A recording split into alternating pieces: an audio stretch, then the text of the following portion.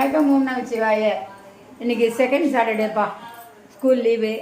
எனக்கு கொஞ்சம் உடம்பு சரியில்லை, நல்லா தூங்கிட்டேன். இன்னைக்கு ரொம்ப லேட் ஆயிடுச்சு, டிஃபன் பண்ணுறதுக்கு லேட் ஆகி போச்சு. இப்போ என்ன டிஃபன் பண்ணியிருக்கேன்னா, இந்த குழம்பு வைக்கிறதுக்கே எனக்கு 1 hour ஆச்சு.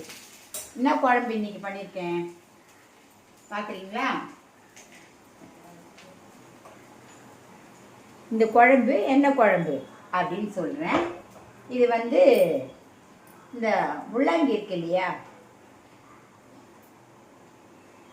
இந்த முள்ளங்கியில் நம்ம செய்கிற ஒரு குழம்பு பாருங்க, ரொம்ப சூப்பராக இருக்கும். வெரி வெரி டேஸ்டியான ஒரு குழம்பு.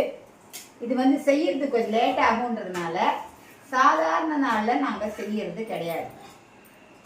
சாதாரண நாளில் செய்யறது கிடையாது. செஞ்சால் எனக்கு 1 hourக்கு மேலே ஆகிடும் அது செய்யறதுக்கு, அந்த குழம்பு செய்யறதுக்கு. ஆனால் அது வந்து ரொம்ப நல்லாயிருக்கும். அது சாப்பாட்டிலே விட்டு சாப்பிட்லாம். அப்புறமா வந்து நம்ம இட்லி தோசை இந்த மாதிரி ஐட்டத்துக்கும் நம்ம வச்சு சாப்பிட்லாம். ரொம்ப டேஸ்ட்டாக இருக்கும்.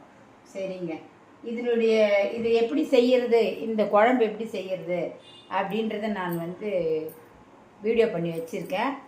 சப்போஸ் யாருக்காவது தெரிஞ்சுக்கணும் அப்படின்ற ஒரு ஐடியா இருந்தால் நீங்கள் வந்து கேட்கலாம், கமெண்டில் கேட்கலாம், வீடியோ போடுங்க எங்களுக்கு அப்படின்னு. இப்போ தோசை ரெடியாக இருக்குது. இதில் வந்து இந்த முள்ளங்கி குழம்பு பாருங்கள். இது வந்து டேஸ்ட்டு வந்து எப்படி இருக்குன்னா, என்னோடய ஃப்ரெண்டு ஒரு வாட்டி வந்திருந்தாங்க, அவங்களுக்காக நான் இது பண்ணி கொடுத்துருந்தேன். இந்த முள்ளங்கியில் இந்த குழம்பு பண்ணி கொடுத்துருந்தேன்.